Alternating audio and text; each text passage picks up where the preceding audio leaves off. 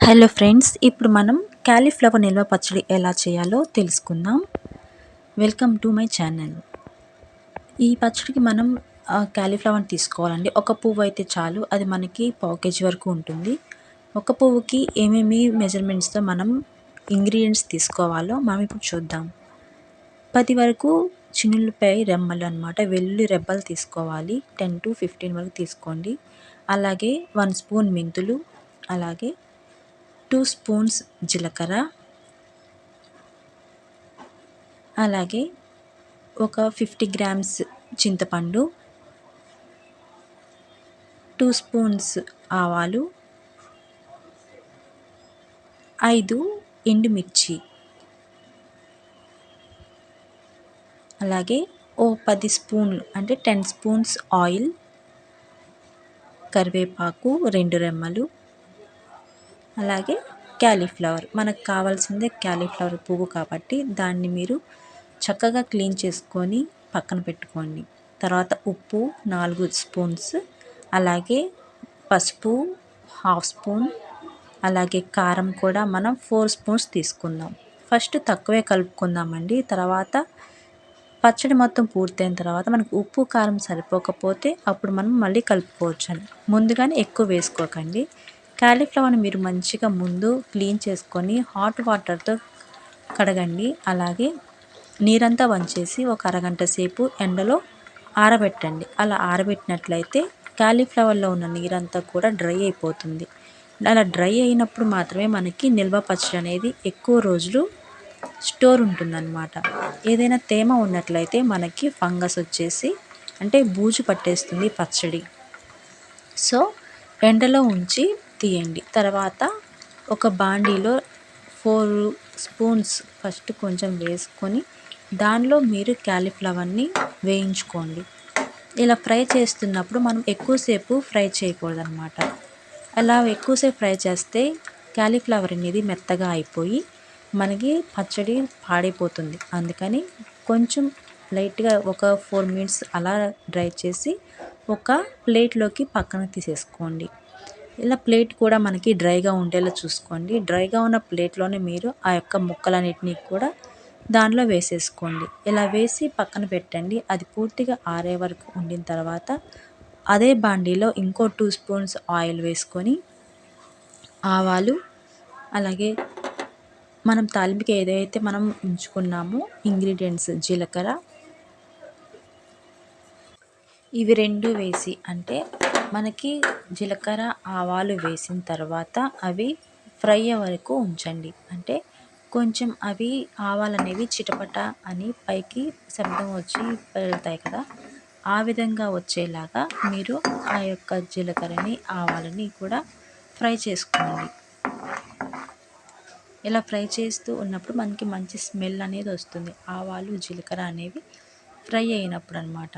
మనకి అది చూడండి నురగ కూడా ఎలా వస్తుందో, అంటే జీలకర్ర అనేది ఫ్రై అవుతుంది.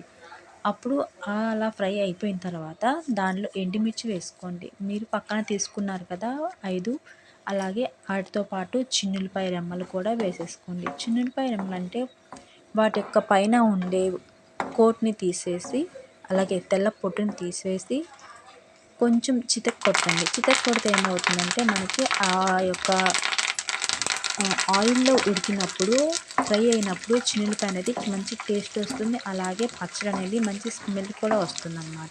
అలాగే కరివేపాకు రెమ్మలు 2 తీసుకున్నాం కదా, ఆ కరివేపాకు కూడా వేసేసేయండి. అదేవిధంగా మనం చింతపండుని తీసుకున్నాం కదా, ఆ చింతపండుని చక్కగా గుజ్జుగా చేసి ఆ గుజ్జుని కూడా మనం దాంట్లో వేసేసుకోవాలి. ఆ ఆయిల్లోనే ఈ గుజ్జంతా కూడా మనకి వాటర్ అంతా పోవాలండి. ఎందుకంటే మనకి చింతపండులో మనకి వాటర్ కంటెంట్ అనేది ఉంటుంది కదా నానబెట్టినప్పుడు. సో ఆ వాటర్ కంటెంట్ అంతా కూడా మనకి ఆయిల్లోనే ఇనికిపోవాలన్నమాట. మనకి చింతపండు అనేది వేగిందని ఎలా తెలుస్తుందంటే ఆ ఆయిల్లో వేపినప్పుడు చింతపండు గుజ్జు అంతా కూడా మధ్యలోకి వచ్చేస్తుంది. ఆయిల్ అంతా కూడా పైకి తేలుతుందన్నమాట. సో ఆ విధంగా వచ్చేదాకా మీరు ఫ్రై చేయాలి చింతపండుని. ఇదిగోండి ఈ విధంగా మనకి చింతపండు అనేది వేగిపోయింది. ఇలా వేగిన చింతపండులో మనం కారం తీసుకోవాలండి. కారం మనం కప్లో తీసుకున్నాం కదా 4 స్పూన్స్. 4 స్పూన్స్ కారం అనేది దానిలో కలిపిండి. అలాగే ఉప్పండి, మనకి కల్లుప్పు ఉంటుంది కదా, దాన్ని మీరు కొంచెం వేడి చేసి మిక్సీ పట్టి వేసుకున్నా పర్లేదు, లేదా సాల్ట్గా వేసుకున్నా పర్లేదు. అలా 4 స్పూన్స్ వేసుకోండి. అలాగే హాఫ్ టీ స్పూన్ మీరు పసుపు వేసుకోండి. పసుపు వేసుకొని అదంతా కూడా మంచిగా చక్కగా కలుపుకొని ఉంచుకోండి.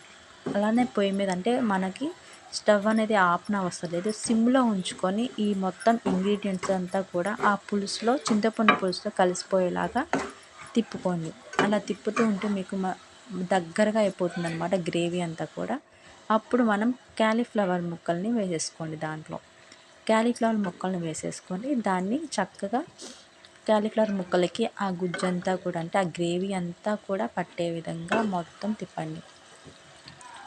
ఇలా తిప్పుతూ ఉన్నప్పుడు మనకి ఆ యొక్క పీసెస్, ప్రతి పీస్కి కూడా ఈ యొక్క గ్రేవీ అంతా కూడా చక్కగా దానికి పడుతుంది. దానిలో కొంచెం మీరు మెంతిపిండి, మనం మెంతులు తీసుకున్నాం కదా, మెంతిపిండి అనేది కొంచెం ఒక 2 స్పూన్స్ మెంతిపిండి, అలాగే 2 స్పూన్స్ ఆవపిండి వేసుకోండి. ఇలా ఈ 2 వేయటం వల్ల ఏంటంటే మనకి టేస్ట్ వస్తుందన్నమాట పచ్చడి అనేది. సో ఈ 2 కూడా వేసి మళ్ళీ ఒకసారి కూడా తిప్పండి. ఫస్టే మనకి ఆయిల్ కనిపించదండి పచ్చడిలో. మనకి పచ్చడిని 2 డేస్ అలా నిల్వ ఉంచుకుంటే 2 డేస్ తర్వాత మనకి పైకి తేలుతుందనమాట. అప్పుడు మనకు తెలుస్తుంది. ఎందుకంటే చేసినప్పుడు మనకి ఇలా డ్రైగానే అనిపిస్తుంది. కానీ సెకండ్ డేకి ఆయిల్ అనేది పైకి తేలుతుందనమాట. సో మీరు మళ్ళీ ఆయిల్ అనేది కలపనవసరం లేదు. మీకు ఫస్ట్ తీసుకున్న కొలత ప్రకారమే ఆయిల్ సరిపోతుంది. సో ఇదంతా చేసిన తర్వాత లాస్ట్‌లో ఇంగువ కూడా కలపండి. ఇంగువ కలపడం వల్ల ఏమవుతుందంటే మనకి టేస్ట్ అలాగే స్మెల్ కూడా మంచిగా ఉంటుందన్నమాట పచ్చడిలో. సో ఈ విధంగా క్యాలీఫ్లవర్ పచ్చడినైతే మనం చేసాం కదా. మీకు ఈ వీడియో కనుక నచ్చినట్లయితే ప్లీజ్ లైక్ చేయండి, షేర్ చేసి మన ఛానల్‌ని సబ్స్క్రైబ్ చేయండి. అలాగే ఎవరికైనా పచ్చడి కావాలంటే ఆర్డర్ చేయండి.